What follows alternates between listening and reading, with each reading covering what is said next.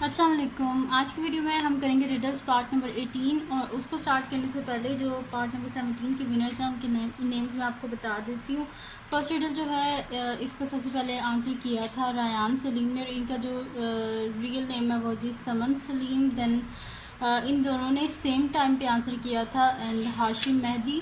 Second جو riddle ہے اس کی جو ونر ہے وہ ہے جی عثما ورلڈ. تھرڈ ریڈل جو ہے اس کی ونر جو ہے پھر سمن سلیم ہے.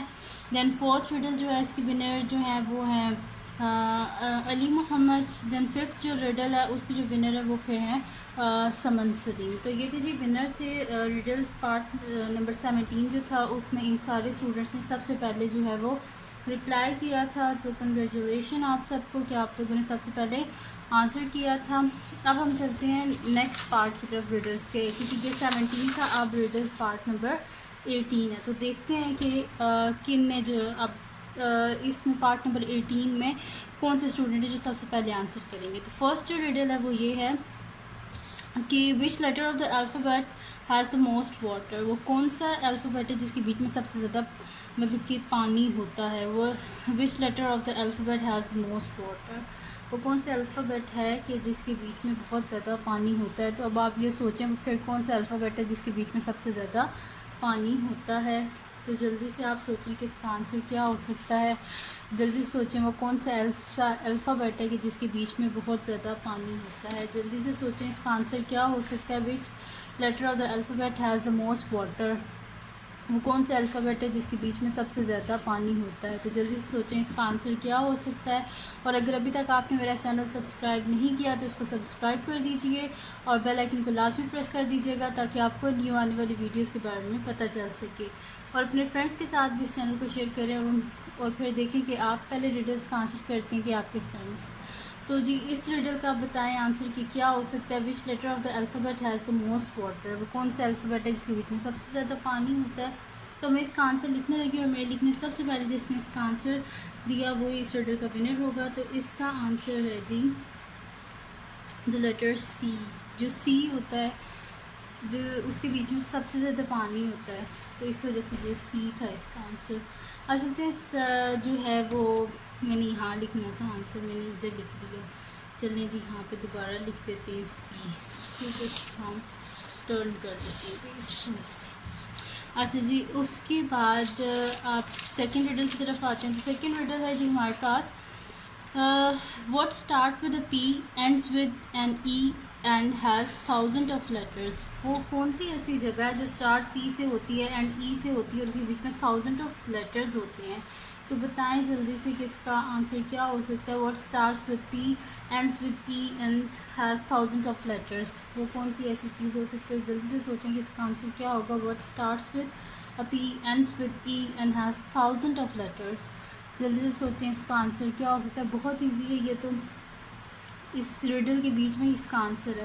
تو جلدی سے بتائیں اس کا آنسر کیا ہو سکتا ہے. what starts with a P ends with E and has thousands of letters. تو جلدی سے سوچیں جی اس کا آنسر کیا ہو سکتا ہے. بہت ایزی سی ہے.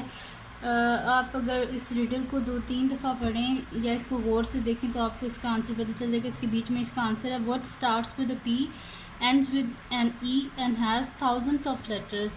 اس بیچ میں thousands of letters ہوتے ہیں. تو جلدی سے بتا دیں کہ اس کا آنسر کیا ہو سکتا ہے. اب میں اس کا آنسر لکھنے لگی اور میرے لکھنے سب سے پہلے جس نے اس کا رپلائی کیا یعنی کہ جس نے کامنٹ لائیو چیٹ میں جس نے اس کا آنسر کیا وہی اس ریڈل کا ونر ہوگا. تو اس کا آنسر ہے جی، میں یہاں پہ لکھ دیتی ہوں اس کا آنسر. تو اس کا آنسر ہے جی پوسٹ آفس. دیکھیں اسٹارٹ پی سے ہو رہا ہے اینڈ ای سے ہو رہا ہے اور پوسٹ آفس میں سارے لیٹرز ہوتے ہیں، تھاؤزنڈس آف لیٹر ہوتے ہیں. اب ہم چلتے ہیں نیکسٹ ریڈل کی طرف. تو نیکسٹ جو ریڈل ہے وہ ہمارے پاس ہے جی تھرڈ ریڈل. تو تھرڈ ریڈل ہے جی Y would a main living in new York not be bread in Chicago.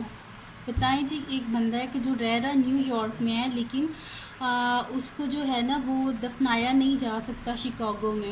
وجہ کیا ہے اس کی، کیا اس کے پیچھے ریزن کیا ہے. Y would a main living in new York not be bread in Chicago. کیا وجہ کیا ہو سکتی ہے کہ اسے شکاگو میں کیوں نہیں دفن کیا جا سکتا. تو جلدی سے بتائیں اس کا آنسر کیا ہو سکتا ہے. Y would a main living in new York not be buried in Chicago. وجہ بتا دیں جلدی سے کہ کیوں، مطلب کہ کوئی بندہ کسی جگہ بھی اس کو دفنایا جا سکتا ہے تو اس بندے کو کیوں نہیں. تو جلدی سے بتائیں اس کا آنسر کیا ہو سکتا ہے. آپ سوچیں کہ اس کا آنسر کیا ہوگا. Y would a main living in new York not be buried in Chicago. وہ کیوں نہیں اس کو شکاگو میں دفنایا جا سکتا.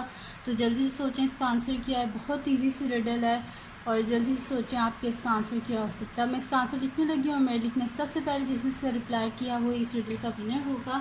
تو آنسر اس کا یہ ہے جی، میں ادھر لکھ دیتی ہوں بیکاز کیونکہ وہ زندہ ہے ابھی، اس کو کیسے دفنا سکتے ہیں. Because he is still living.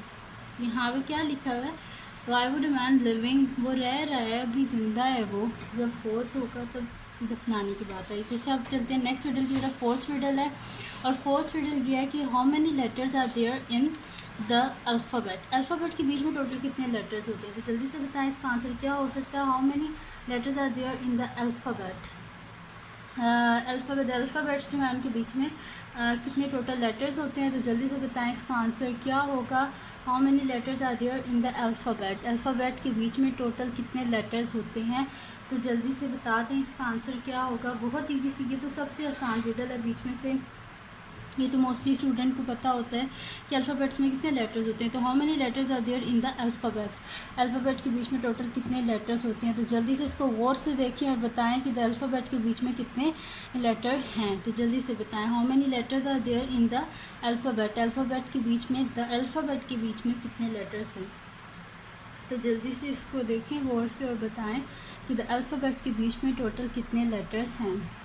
تو اب میں اس کا آنسر لکھنے لگی ہوں اور میں لکھنے سب سے پہلے جس نے اس کا رپلائی کیا وہی اس ریڈل کا ونر ہوگا لائیو چیٹ میں. تو اس کا آنسر ہے جی 11. وہ اس طرح میں نے ٹوٹل الفابیٹ تو نہیں پوچھی، یہاں پہ لکھا ہوا ہے how many letters are there in the alphabet. The alphabet کے بیچ میں تو 1 2 3 4 5 6 7 8 9 10 11 ٹوٹل 11 الفابیٹس ہیں. دا الفابیٹ یہ جو اسپیلنگز ہیں ان کے کاؤنٹ کریں تو ٹوٹلی 11 ہیں. اب کا جی لاسٹ ریڈل ہمارے پاس وہ ہے جی ففتھ ریڈل کہ میریز فادر ہیز 5 ڈاٹرز نینا، نینی اور یہ جو بھی ہیں یہ آپ پڑھ لیں. What is the fifth daughters نیم. جو ففتھ ڈاٹر ہے اس کا کیا نیم ہوگا. تو جلدی سے بتائیں کہ میری کی جو فادر ہیں ان کی 5 ڈاٹرز ہیں، یہ ان کے نیمز ہیں. تو آپ بتائیں کہ پھر جو ففتھ ڈاٹر اس کی کیا نیم ہوگا. یہ نینا، نینی، نونو جو بھی لکھا ہوا ہے یہ 5 ٹوٹل یہ 4 ڈاٹرز ہیں، یہ ان کے نیمز ہیں. تو ففتھ جو ڈاٹر ہے اس کا کیا نیم ہوگا. تو جلدی سے بتائیں کہ ففتھ ڈاٹر کا کیا نیم ہے. اور میری کی جو فادر ہیں ٹوٹل ان کی 5 ڈاٹرز ہیں، 4 ڈاٹرز کے یہ نیم ہے. تو بتائیں ففتھ ڈاٹر کا نیم کیا ہے. تو جلدی سے بتائیں اس کا آنسر کیا ہو سکتا ہے. بہت ایزی سی ریڈل ہے یہ. تو جلدی سے بتائیں اس کا آنسر کیا ہو سکتا ہے. تو جلدی سے سوچیں کہ اس کا آنسر کیا ہو سکتا ہے کہ ان کی جو ففتھ ڈاٹر ہے اس کا کیا نیم ہوگا. اب میں اس کا آنسر لکھنے لگی اور میرے لکھنے سب سے پہلے جس نے سے رپلائی کیا لائیو چیٹ میں وہی اس ریڈل کا ونر ہوگا. تو اس کا آنسر ہے جی میری.